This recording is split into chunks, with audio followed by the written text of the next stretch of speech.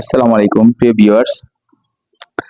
আজকে আমরা শিখব কিভাবে কম্পিটিং স্টোরি তে ফুল মার্ক পাওয়া যায় এবং একটা কম্পিটিং স্টোরি শিখে কিভাবে আমরা যে কোনো কম্পিটিং স্টোরি লিখতে পারবো।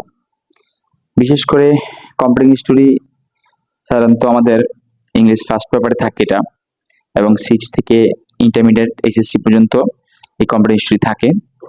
তো এই কম্পিটিং স্টোরিটা যদি আমি সুন্দর মতো উপস্থাপন করতে পারি, সুন্দর মতো লিখতে পারি, তাহলে অবশ্যই এটাতে 10-এ 10 পাওয়া ইজি এবং খুব চমৎকারভাবে এটা পাওয়া যায় যদি কেউ সুন্দর মতো লিখতে পারে।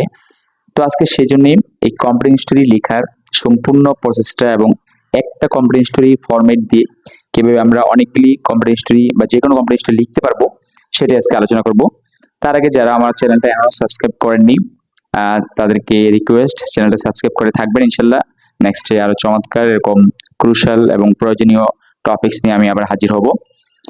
আর যারা সাবস্ক্রাইব করেছেন তাদের সবাইকে অসংখ্য ধন্যবাদ আমার সাথে থাকার জন্য। ওকে, তো আমরা শুরু করতে পারি।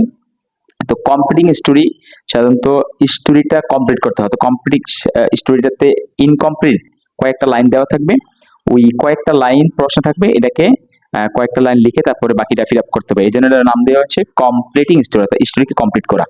এটা ইনকমপ্লিট থাকবে।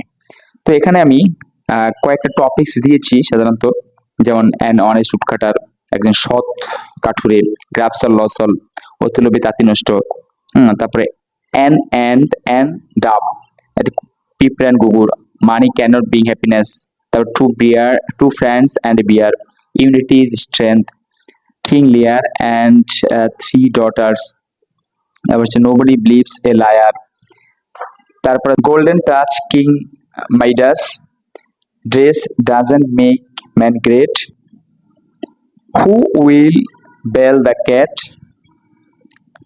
The judgement of a wise জাজ, তারপর আছে a dreadful call my midnight, তারপর আছে নোবডি ট্রাস্ট এ লায়ার, তারপর আছে the ready wit of Nasiruddin হোজা, উনি একজন বিখ্যাত পণ্ডিত ছিলেন। A dog with a piece of meat over a breeze, perseverance is the key to success, where there is a will there is a way। আচ্ছা, এখানে আমি 18টা দিয়েছি সাধারণত, কিন্তু এর চেয়ে আরো অনেকগুলি আছে যেগুলো এটা দিয়ে সাধারণত এক ফরম্যাটে লেখা যাবে। তো আমরা স্টোরিটা শুরু করার আগে অবশ্যই আমরা কোন দিক দিয়ে শুরু করবো সেটা একটু দেখি। প্রশ্নের দেওয়া লাইনগুলো আগে লিখতে হবে, অর্থাৎ প্রশ্নে যে লাইনগুলি থাকবে অবশ্যই এই লাইনগুলি আগে লিখে নিতে হবে। যদি কেউ প্রশ্নের লাইনগুলি না লিখে কম্পিটিশন লেখা শুরু করে, স্টোরি লেখা শুরু করে, তাহলে কিন্তু অবশ্যই মার্ক কাটা হবে। আর আরেকটা কথা হচ্ছে গিয়ে কম্পিটিশন স্টোরিতে অবশ্যই স্টোরির নাম বা টাইটেল দিতে হবে। সেক্ষেত্রে কম্পিটিশন স্টোরির প্রথম লাইনটা পরেই কিন্তু বোঝা যাবে যে কম্পিটিশন স্টোরি কি সম্পর্কে। সেক্ষেত্রে কম্পিটিশন স্টোরির লাইনটা পরে বোঝার পরে তারপর আমি স্টোরির নাম বা টাইটেল দিয়ে নেব। এই স্টোরিগুলি সবগুলি সাধারণত নাম আছে, টাইটেল আছে। তো স্টোরির অবশ্যই নাম দিয়ে নেবো, কারণ স্টোরির টাইটেল বা নাম না দিলে কিন্তু মার্ক কাটা যাবে। সবাই এদিকে অবশ্যই খেয়াল থাকবে। আচ্ছা, তো প্রশ্নের দেওয়া লাইনগুলো লিখবো। প্রশ্নের লাইনগুলি যেভাবে আছে হুবহু ও লাইনগুলি লিখে নিব।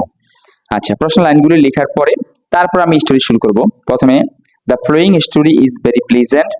In this story there is one situation in which character who is chief figure in story, অর্থাৎ এই স্টোরিটা যে সম্পর্কে হোক, আমি যখন এই লাইনগুলি লিখবো এটা যে কোনো স্টোরিতেই এই লাইনগুলি খুব সুন্দর মতো মিলে যাবে। তারপরে as we come to know through this story, here is suspense what makes the story entertaining. The story based on a situation which is related to human life, যেটা মানব জীবনের সাথে জড়িত, অর্থাৎ প্রত্যেকটা স্টোরি কিন্তু সাধারণত মানুষের সাথে জড়িত সম্পর্কিত থাকে, যে যে স্টোরি যে সম্পর্কে লেখা থাকুক না কেন। আচ্ছা, তারপরে there is some point below the story, all points are essential. Story name, যে স্টোরিটা যে সম্পর্কে লিখছি আমি, অর্থাৎ হেডলাইন দিয়েছি, সেখানে আমি নামটা দিয়ে নেব। All story, all points are essential, story name.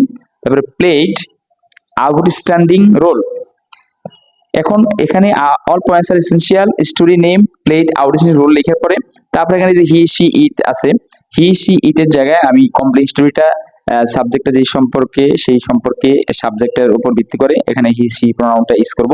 যেমন কিং মাইডাস আছে, গোল্ডেন মানে ড্রেস ডাজন্ট মেক মানে যেটাই হোক, তাহলে এখানে কিন্তু ওই ব্যক্তির ক্যারেক্টারের উপর নির্ভর করে আমরা হি সি ইট দিব। আর যদি কোনো ব্যক্তি না হয় তাহলে তো আমরা ইট ইউজ করতে পারি কোনো বস্তুর ক্ষেত্রে।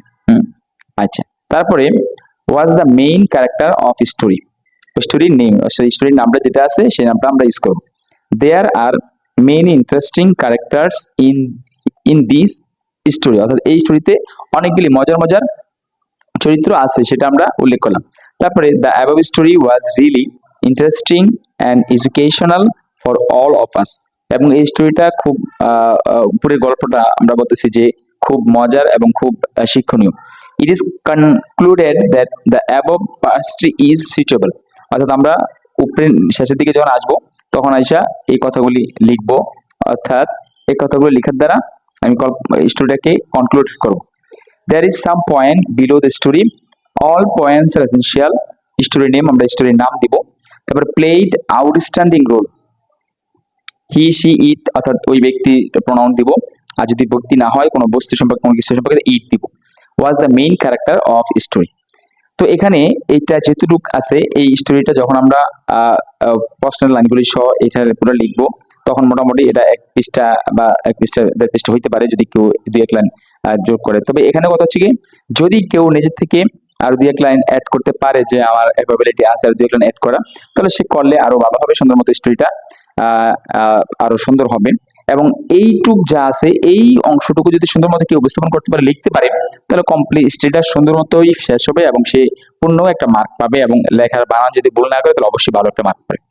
তো আজকে এই পর্যন্তই। কমেন্টে অবশ্যই সবার মতামত আশা করি, ইনশাল্লাহ আশা করি কমেন্টে জানাবেন। নেক্সট ইনশাল্লাহ অন্য টপিক নিয়ে হাজির হবো। আসসালামু আলাইকুম।